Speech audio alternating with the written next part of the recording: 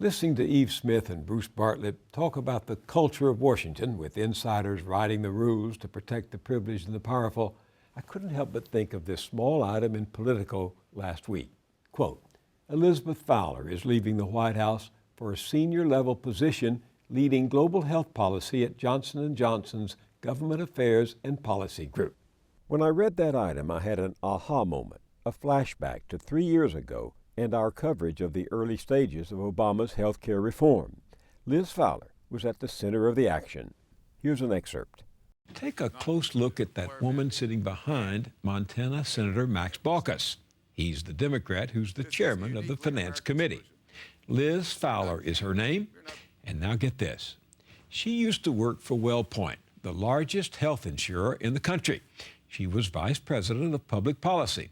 And now she's working for the very committee with the most power to give her old company and the entire industry exactly what they want.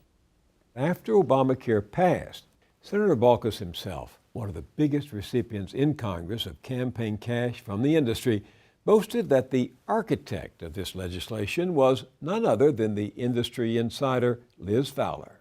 And I want to single out one person. And that one person is sitting next to me. Her name is Liz Fowler. Liz Fowler is my chief health counsel. Liz Fowler has put my team together, healthcare team.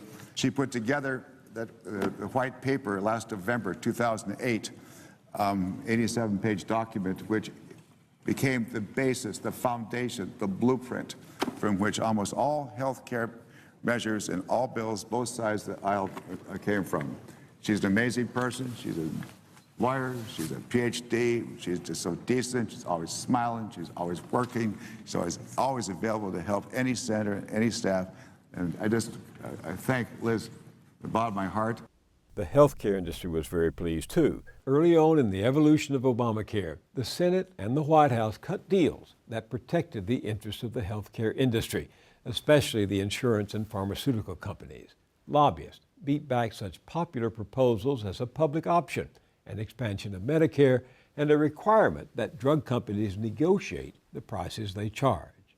As the eagle-eyed Glenn Greenwald wrote in The Guardian last week, the bill's mandate that everyone purchase the products of the private health insurance industry was a huge gift to that industry.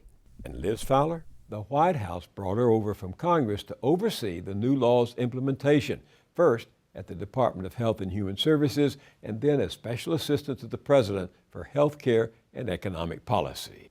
And now, it's through the revolving door once more. Christmas has come a little early for the peripatetic Miss Fowler as she leaves the White House for the pharmaceutical giant Johnson & Johnson. Glenn Greenwald writes, Miss Fowler will receive ample rewards from that same industry as she peddles her influence in government and exploits her experience with its inner workings to work on that industry's behalf, all of which, Glenn Greenwald says, has been made perfectly legal by the same insular, Versailles-like Washington culture that so lavishly benefits from all this. Now, friends of Liz Fowler will say this is harsh, that she was the talented, intelligent protege of two liberal Democrats, Representative Pete Stark and Senator Daniel Patrick Moynihan, both of whom believed in public service as a calling, that she was seriously devoted to crafting a health care reform proposal that would pass. I don't doubt that, but it's not the point. She's emblematic of the revolving door culture that inevitably means, when push comes to shove, that corporate interest will have the upper hand in the close calls that determine public policy. It's how insiders fix the rules of the market, no matter which party is in power. The last time we looked, 34 former staff members of Senator Baucus, whose Finance Committee has life and death power over industry's wish list, were registered lobbyists, more than a third of them working on health care issues in the private sector.